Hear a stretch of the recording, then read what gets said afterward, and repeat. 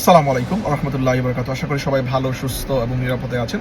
Very quick consider Dhaka দক্ষিণ city corporation নির্বাচনে আপনার বিএনপি থেকে তারুণ্যের ভাবনা লালন করা অন্যতম ইশরাক হোসাইন, তিনি আপনার প্রতিদ্বন্দ্বিতা করেছিলেন। ওনার বিপরীতে ছিলেন আপনার ফজলে নূর তাপস, এই স্বৈরাচারী শেখ হাসিনার পক্ষ থেকে বা ওনার দলের পক্ষ থেকে, এবং বিরাট কারচুপির বা একটা টোটালি একটা অবৈধ নির্বাচনের মধ্যে পার্টিসিপেট যদিও আপনার বিএনপি থেকে করা হয়েছিল, বাট এই অবৈধ নির্বাচনের মধ্যে ওনারা কেন চাচ্ছে নিজেদের নির্বাচনকে বা একটা স্পেসিফিক্যালি আপনার ঢাকা দক্ষিণ সিটি কর্পোরেশন নির্বাচনের রেজাল্টটাকে আপনার বৈধতা আপনার করার জন্য বা এই নির্বাচন নিয়েই কেন ওনাদের মধ্যে এত মাথা ব্যথা, আই ডোন্ট নো। এটা নিয়ে অনেক মকারি আছে, অনেক ধরনের কন্ট্রোভার্সি আছে, এবং এটা নিয়ে ইশরাক হোসেন সাহেবকে বিভিন্নভাবে প্রশ্ন করা হয়েছিল এবং উনি খুবই বিতর্কিত প্রশ্নের উত্তর দিয়েছিল। সো এই নিয়ে অনেক বিতর্ক আছে। সো এই বিতর্কের মধ্যে ইদানিং যা হচ্ছে, ওনারা নগর ভবন ঘেরাও করার জন্য আপনার ইশরাক হোসেনের সাপোর্টার যারা আছে বা মূলত বিএনপির পক্ষ থেকে আপনার নগর ভবন ঘেরাও করার জন্য 24 আওয়ার্সের আলটিমেটাম দেওয়া হয়েছে। তো মূলত ওনারা কি বোঝাতে চাচ্ছে ওইটা হচ্ছে যে ঢাকা দক্ষিণ সিটি কর্পোরেশন হচ্ছে অভিভাবক শূন্য। ওই আপনার সিটি কর্পোরেশনের মধ্যে কোনো অভিভাবক নাই, অনেক ধরনের কার্যক্রম থাকে, অনেক ধরনের আপনার কাজ হয় আপনার সিটি কর্পোরেশনের মধ্যে, যার কারণে অভিভাবক শূন্য একটা সিটি কর্পোরেশনে কোনোভাবেই আপনার চলতে পারে না। সেই অভিভাবক শূন্য সিটি কর্পোরেশনকে সচল করার জন্য ইশরাক হোসাইনের মতো একজন মেয়র বা ওনার দরকার আছে। উনি যেহেতু আপনার কোর্ট থেকে অর্ডার নিয়ে আসছে, উনি এখন বৈধ মেয়র, অবৈধ নির্বাচনের এখন উনি বৈধ মেয়র। সো ওনাকে ক্ষমতা বুঝিয়ে দেওয়া লাগবে, রাইট? সো আবার বলতেছি, এ নিয়ে কিন্তু প্রচুর পরিমাণে বিতর্ক আছে যে একটা অবৈধ নির্বাচন থেকে কিভাবে একটা নেতা, শুধু একজন নেতা বা একটা নির্বাচন বা একটা নির্বাচনী রেজাল্ট কিভাবে বৈধ হয়, এটা একটা মানে পুরা পিওর মানে টপ টু বটম একটা মকারি। বাট এনিওয়ে, ওই আলাপের মধ্যে আজকে আমি ঢুকবো না। যে আলাপটা আমি চাচ্ছি আজকে তোলার জন্য ওইটা হচ্ছে যে ওনারা যদি বা বিএনপি হাই কমান্ড থেকে নির্দেশ নিয়েই কিন্তু আপনার ইশরাক হোসাইন চাচ্ছে ওনার ক্ষমতা উনি বুঝে নেওয়ার জন্য, এবং উনি চাচ্ছে শপথ নেওয়ার জন্য। যিনি আগে বলেছিল যে যদি ওনার হাই কমান্ড থেকে কোনো নির্দেশ না থাকে তাহলে কিন্তু উনি শপথ নিবে না। সুতরাং উনি লন্ডন থেকে ফিরে আসার পরে উনি বলছে যে তারেক রহমানের সাথে উনি কনসাল্ট করার পরে তারেক রহমান ওনাকে কমান্ড করছে যে উনি যেন শপথ নেয়। তার মানে হচ্ছে তারেক রহমান সহ বিএনপির সমস্ত high command is very concern যে আপনার ঢাকা দক্ষিণ সিটি কর্পোরেশন অভিভাবক শূন্য, ওই এলাকার মধ্যে অভিভাবক দরকার। এবং যেহেতু ইশরাক হোসেন আপনার আইনি লড়াই করার মাধ্যমে উনি ওনার আপনার রেজাল্ট ফিরে পাইছে বা ওনাকে আপনার নির্বাচিত ঘোষণা করা হয়েছে বা ওনাকে জয়ী ঘোষণা করা হয়েছে, ওনার শপথ নেওয়া উচিত।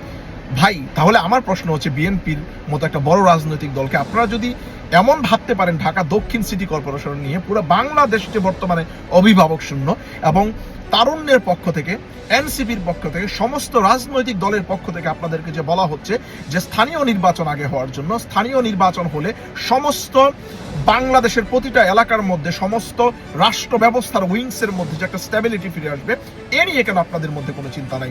এ নিয়ে কেন আপনারা, এত বড় রাজনৈতিক দল, এত বছরের অভিজ্ঞতা আপনাদের মধ্যে আছে, আপনাদের মধ্যে সিনিয়র এত নেতা নেত্রী আছে যারা আপনার পার্লামেন্টের মধ্যে অনেক বছর ধরে আপনার এমপি মন্ত্রী আপনার পদমর্যাদায় ওনারা বাংলাদেশকে সার্ভ করছে, এত অভিজ্ঞ মানুষ থাকার পরও কেন আপনারা বাংলাদেশকে নিয়ে ভাবতেছেন না? কেন বাংলাদেশের মানুষকে নিয়ে আপনারা ভাবতেছেন না? বাংলাদেশের মানুষ যে বর্তমানে জনশূন্য, অভিভাবক শূন্য, অনেকে অনেক ধরনের কাজ করতে পারতেছে না।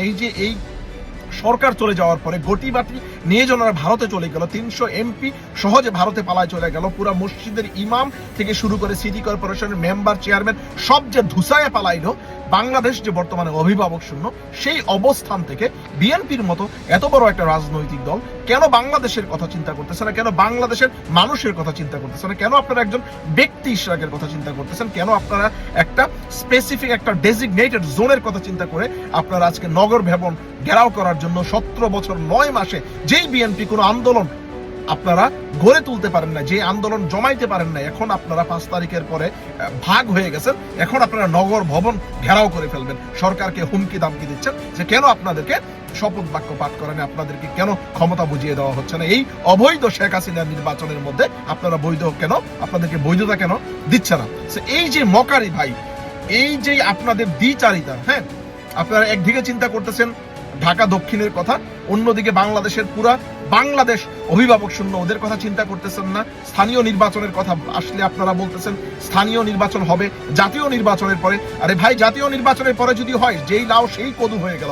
আপনারা যেই সরকার ক্ষমতার মধ্যে আসবে, সেই সরকার তার পছন্দ মতো এমপি মন্ত্রীরা ফোন করে পুরো এলাকার মধ্যে, উপজেলা, জেলার মধ্যে ইনফ্লুয়েন্স করে যখন ওরা ওদের পছন্দ মতো আপনার জেলা, উপজেলা, ইউনিয়ন পর্যায়ে নির্বাচনগুলি করবে, তখন কি আর সাধারণ মানুষের কোনো রিপ্রেজেন্টেটিভ বাংলাদেশের রাষ্ট্র ক্ষমতার মধ্যে বা রাষ্ট্র পরিচালনার মধ্যে কোনোভাবে আসতে পারবে না। তো তখন তো একটা দলের ভাবনা, ফিলসফি এবং আইডিওলজি ধারণ করা মানুষগুলি আপনার ক্ষমতার মধ্যে চলে আসবে, যেই ক্ষমতা, যেই ব্যবস্থাকে পরিবর্তন করার জন্যই এই গণ অভ্যুত্থান হয়েছিল, যেই ব্যবস্থাকে পরিবর্তন করার জন্যই তারুণ্য বলতেছে যে আপনার নতুন রাজনৈতিক বন্দোবস্ত। সেই নতুন রাজনৈতিক বন্দোবস্তের মধ্যে আপনাদের পজিটিভ ভাবনা বা আপনাদের ঠিক কতটুকু সহযোগিতা আছে আপনারা একটু ভেবে দেখবেন। শুধু ইশরাককে নিয়ে ভাইবেন না, একটা এলাকা নিয়ে ভাইবেন না, সমগ্র বাংলাদেশ নিয়ে ভাবেন। আদারওয়াইজ বাংলাদেশের মানুষ আপনাদেরকে যে ভাবতেছে, অলরেডি যে আপনাদেরকে বলতেছে যে আপনারা বেঈমানের মতো আচরণ করতেছেন 5 তারিখের পর থেকে,